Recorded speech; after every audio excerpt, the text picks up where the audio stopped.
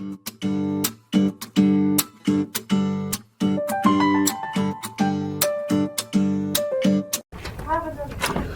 up, Winchendon? This is our December issue, just keeping you apprised of what's happening here in town. A lot of it obviously geared around the holidays. We had the Wreaths Across America, which came to the Veterans Memorial Cemetery, which was a very, very well-attended event. A lot of volunteers came, and obviously it was nice to have everyone paying respect to our veterans. We had the tree lighting ceremony at Grout Park with Santa, of course, had to make an appearance. Very well attended. Nice job that the DPW and everyone did for that. We did set the tax rate. Tax rate has been approved by Department of Revenue at $11.75 per thousand. That's down from last year's $12.54 per thousand. That doesn't mean your tax bill is going down. It's going to be going up. But because the value has been increasing, the tax rate itself has gone down. So those tax bills will be going out at the end of December and will be due February 3rd, which is a Monday, and then May 1st. We have started our budget process. We're getting all the department heads to put together the budgets for their departments for the next year. 47%, or so almost half of our budget, comes from the state, and the governor will be releasing her version of the budget towards the end of January. So we'll get a sense of how things are for the town. Obviously, as I've been saying for quite a while, it's going to be a very, very difficult fiscal year for fiscal 26, so be prepared for that. Also wanted to say congratulations to Dr. Mark Gosselin, who was approved by the school committee to be the permanent superintendent for the public schools. So Dr. Gosselin and I have been working closely together, and he comes to our department head meetings, and he's a good asset for the town, so we're very excited to be working with him on a permanent basis. And from all of us who work for the town of Winchendon, here at Town Hall, or police, fire, DPW, and everywhere else around town, want to wish you a Merry Christmas, Happy New Year, and a Happy Festivus, for the rest of us. Welcome to the Beals Memorial Library. My name is Manuel King, and I'm the director of the library, and this is my assistant director, Alexis Chanthachak. Follow me inside, and we'll take a little tour of the library, and we'll tell you a little about its history and what the value it holds for the community. The Beals Memorial Library started construction in 1911 and finished in 1913. Mr. Charles Beals donated $50,000 to the town to build this library. That means we are 111 years old. He dedicates this library to his family, his wife, and everyone in Winchendon. This is the new area of the library, and it was made possible through what we did in 2018. We called it the Accessibility Project. The project made the library accessible for the first time in 105 years. So we have a new elevator, we have a new stairwell, and we have two new ADA accessible bathrooms. So it's a huge improvement to the library, and we're just so happy to finally get that done. Welcome to our children's room. Just like the rest of the library, the children's room went under our infrastructure project that finished last year. We got new fire suppression, electrical, and new paint on the ceilings and walls.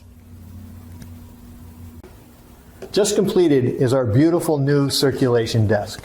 Thanks to the Robinson Broadhurst Foundation, the Friends of the Library, and the entire community, we were able to build this last month, and it is absolutely beautiful. It, in fact, replaces our 111-year-old desk that existed here for many, many years. You can see this new desk has some beautiful interior design that makes it way more functional for our staff to do their work.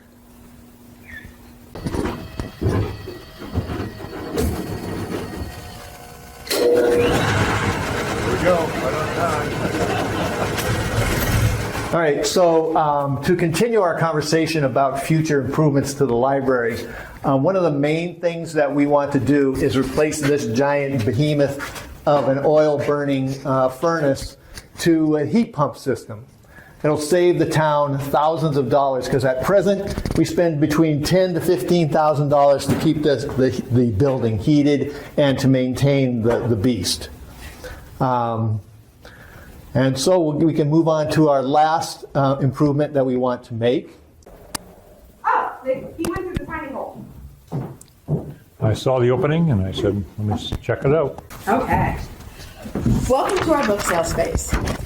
With this becoming the children's room, the current children's room is actually becoming the young adult space. So the teens and children will all have their own spaces here. Puzzles are actually the top thing people actually ask for when they're here to buy. There's in the winter time, actually, there's about a handful of patrons who bring their old puzzles and swap it with new ones. So they have their own little puzzle spot. Nice. This is the director's office right now. We want to make some future improvements to the building, and that includes this room, okay? So the major thing we want to do in here is to create an ADA accessible bathroom in this space right here, which is currently my office space, okay? This room is very large, so extending that, the current bathroom, so in addition, we're going to make my office into what is currently this space right here. The rest of the room, which is now pretty much storage and things, and where we put stuff we can't find room for elsewhere, that's going to be the genealogy and local history room. So people will be able to come up here, do research on their families or local history or anything like that. We recently, now I'm going to show you this, hold on a second. We recently got donated this collection of Winchendon postcards, hundreds and hundreds of postcards that reflect the history of Winchendon. Now we're going to be scanning every one of these, front and back, because they have some interesting messages on the back sometimes. And we're going to be placing that on the library website so everybody has access to that information in those beautiful cards. The Beals Library is a full-service library. Besides the newest books, we also have DVDs, audiobooks, music, and video games. We also have a bunch of online databases that are free to use for all patrons, like Ancestry.com and our language program, Transparent. Our online library app, Libby, provides access to thousands of digital ebooks, audiobooks, and more. Through our interlibrary loan network, CW Mars, patrons have access to the collection of hundreds of other libraries in central and western Massachusetts, and if need be, the rest of the country. Besides the normal things that people think of when they think of a library, we also have fun things in our Library of Things collection, like a Sensory to-go bag, snowshoes, hiking backpack, and so much more that's available for all CW Mars patrons. Our services include free Wi-Fi, public computers with internet access for those who don't have it at home, databases, and other online resources. We also have one-on-one tech help by appointment, and we also offer printing, copying, and faxing for a small fee. For teachers in Winchendon schools, we offer a variety of resources for their curricular needs, including class visits, delivery and pickup of curated library materials to their classrooms. These resources are also available to homeschooled families. For the last 2 years, the Beals Memorial Library has been undergoing an initiative. This initiative is See Beyond the Spectrum. It's for autism inclusion with the library. By doing this, we got money from the American Library Association to be able to provide programming, collection development, and so much more for the library. The biggest thing is that in October, we became an autism welcoming library, making us the first library in the state to have this certification. So it seems like every time I go on the town's website, I see a lot of great activities happening at the library. And I'm hoping that the word gets out to people about all the good things you guys offer. So I was wondering if you could kind of walk me through all the different activities that you have coming up. You know, ones that you've had in the past and other ones that you're really proud of. Yeah. Okay, so we can actually talk about the ones that we just had about a weekend ago. So we just finished our Toy Town Tree Festival. This is the fourth, maybe fifth time, if you count COVID, of doing it. And we had a great turnout. We had a lot of beautiful trees and raised a decent amount of money for the children's room. And then after the open house, we actually had Boston Jazz Voices come back again. They came the previous year, and I was in attendance in that program, but from what I heard, it was beautiful and everyone loved it. And then the following Sunday, we actually had our second annual Sensory Friendly Santa, where close to 55 kids on the spectrum and other special needs got to meet Santa, and everyone had a blast. That's great. Yeah, and also, just speaking briefly about our summer reading club program, it brings entertainers and programs to kids all summer long. The finale is our movies on the library lawn, where we show a family-friendly movie outside on the lawn. It's sort of like a drive-in without the cars, but a lot of fun. And Besides all the one-off programs that we do that you probably have seen, we also have a handful of clubs that meet on a monthly or weekly basis. So we have both Dungeons and Dragons clubs, we have book clubs, we have Lego club, we got a play group that Kristen from the CFCE runs. Just a lot of things always going on. That's great.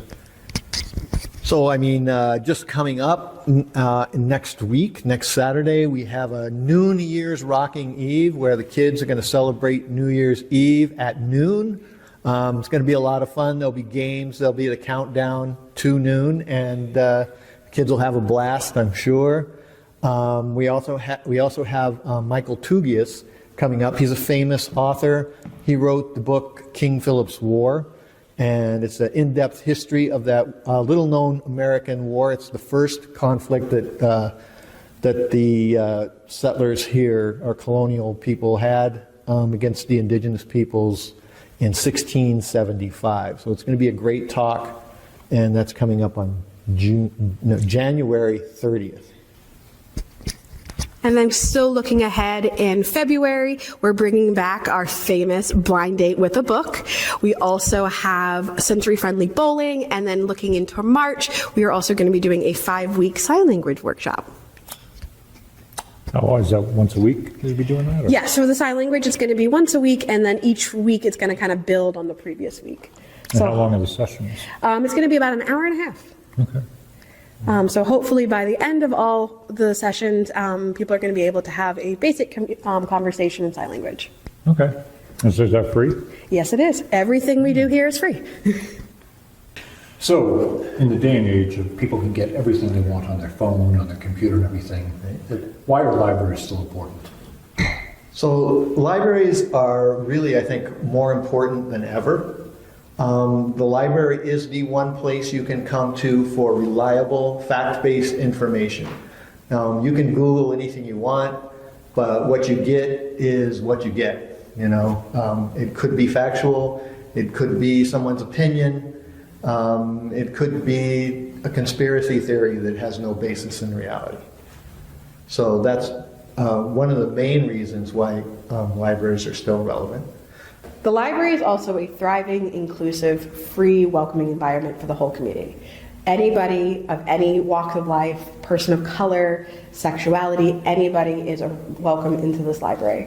In the last few years, we have really focused on moving the library outside these walls, trying to make long-lasting partnerships, doing some outreach, really making sure that our community knows what the library can offer and what we can do to work together.